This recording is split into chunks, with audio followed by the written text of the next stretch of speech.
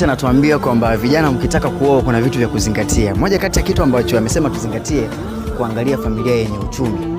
Sasa sisi kuoa kwenye familia ambayo haina uchumi, hivyo nadhani ni makosa?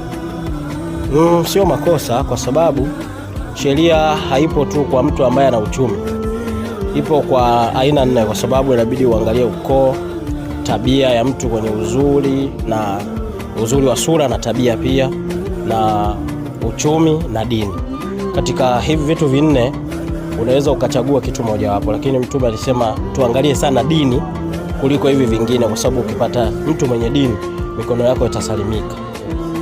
Okay, sawa. Sasa hapo kuna wale wanawake ambao hawajatokea kwenye familia zao ambazo hazina uchumi, kwa maana kila kitu anakutegemea wewe. Huenda ndio sababu ya kusema kwamba muoe familia zenye uchumi? Hapana, kwa sababu kwa sheria mwanaume ndo atafute, alafu mwanamke yeye apokee ale, kwa sababu anasema ukimwoa mwanamke sio mtumwa kusema yeye ndo akatafute afanye, yeye anaikae ndani. Hilo ni pambo la nyumba, yeye akae ndani, sisi tumtafutie, tumlishe, tumvishe kila kitu, kwa sababu hata unapooa utaambiwa utamvesha mkeo, utamhudumia, utafanya nini, unaitikia kwamba wewe mwanaume ndo sheria yako.